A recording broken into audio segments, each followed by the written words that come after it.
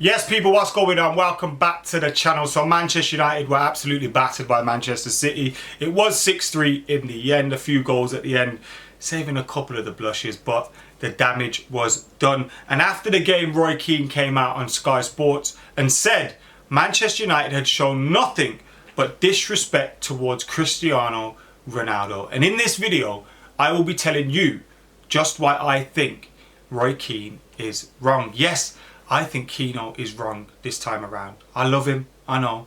I don't want to get him angry. I don't want to get on the wrong side of him.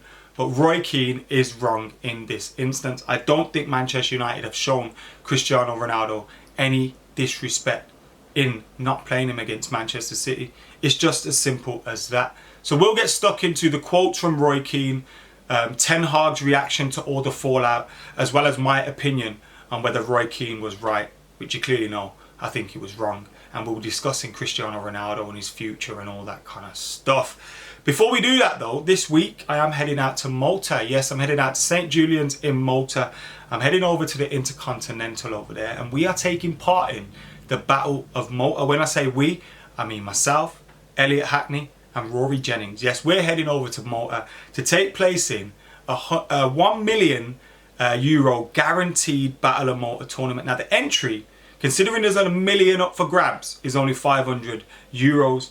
Now, not only do you get to enter the tournament, but Malta is absolutely fantastic. You got sea, sand, you got pools, you got the beach, you got the restaurants, you got the drinks, you got the strip if you fancy a little bit of action up there, and a little few bars and clubs and that. You've got absolutely everything. The tournament's in a fantastic casino and hotel. What more could you want? So if you want to be over there with myself and Rory and Elliot, you have to be over 18, but head over to battleofmalta.com and I will see you there. Now, let's get stuck into this story. Roy Keane defending Cristiano Ronaldo and saying Manchester United have shown, and I quote, nothing but disrespect towards Cristiano Ronaldo.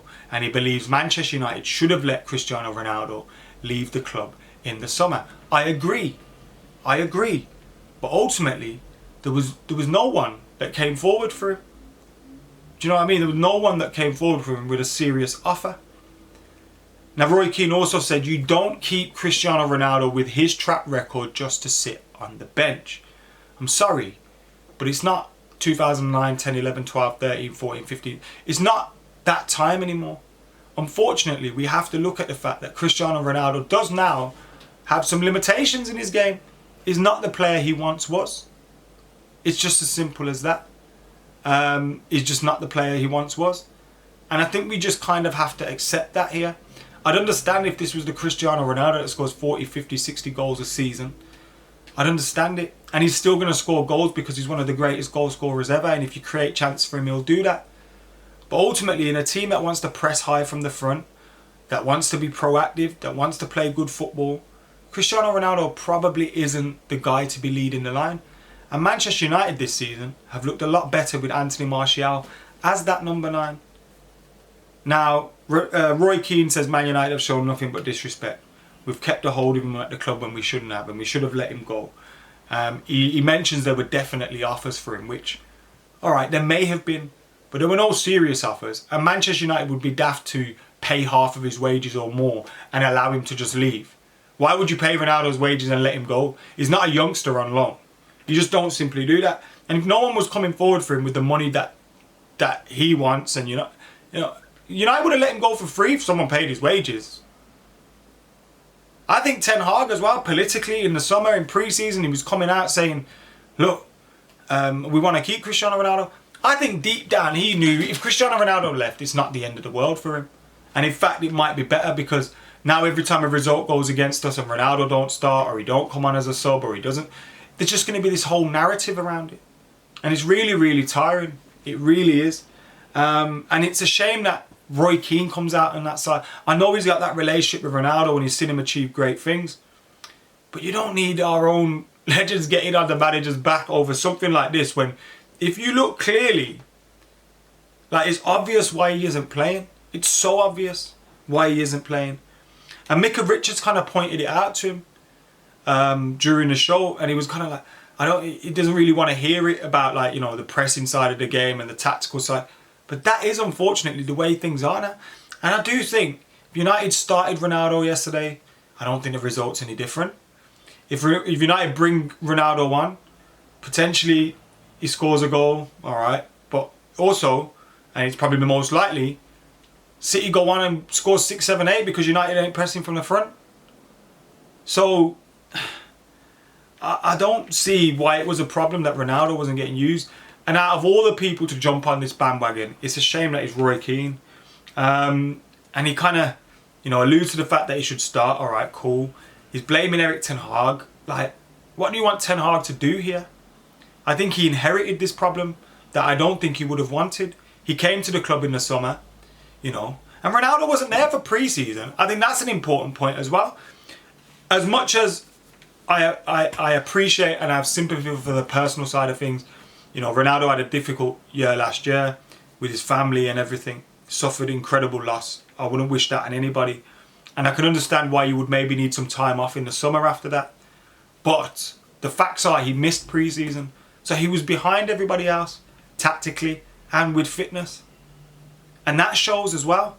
We've seen his performances for Portugal too. They've not been great. And so far this season, he's had 3 starts, 1 goal. And in those 3 starts, United have won 1 and lost 2. Out of the games he's not started, apart from that City game, 5 sub appearances, 4 wins, 1 loss. So it shows you United at this moment are a better team without him. And we can't justify starting him when he didn't have a pre-season and he's not fit enough and he's not up to speed with things. Also, United at this moment in time look better with Anthony Martial as their number 9. Which I'm sure going forward, he's going to continue to be behind in the pecking order, which is going to be difficult for him to take. He wanted to leave the club this summer. Who really disrespected who? You know, he had all summer to say he wanted to leave, and then in July he decides to do it. Bro, you knew we weren't in the Champions League in April, May. Announce that then. Announce that then. Do you know what I mean? Why are you leaving it till the last minute? Why are you trying to cause issues? And you were looking for a move right up until the end of the transfer window. It didn't happen. If it would have, I'm sure Ten Hag would be happy to see him leave. Despite what he said during the summer. And I think his actions speak a lot louder than words in this instance. But ultimately, United have been better without Cristiano Ronaldo this season. To be fair to him, he's remained professional. He's kept his head down since coming back from not getting that transfer. And he's not really kicked up a fuss or anything. All this is kind of media made, isn't it? This kind of fallout and these headlines at the moment. But every time we're going to draw or lose a game and Ronaldo don't start or he don't, this is going to be the thing, isn't it? It's so annoying. It's going to be the thing every single time. So, I don't know. Let us know your thoughts in the comments below. But I believe he's behind Martial, behind Rashford. He's behind Anthony in the pecking order. Sancho's been poor, but he's behind him in the pecking order. So, you know, he needs to either get with it, which I don't think, you know, this stage of his career is going to be able to change too much. Or ultimately, I think he leaves in January. He probably looks at this and goes, as frustrating as it is, I'm keeping myself fit for the World Cup. I'll have a World Cup, I'll get a move in January. But again, there's not going to be a huge amount of clubs coming forward for him. And that ultimately is the problem. So, I think Roy Keane is wrong. What do you lot think? Get your thoughts in the comments below. Yeah, let us know. Ronaldo, Roy Keane, the game against City. What do you think about all of that? I'm going to get out of here.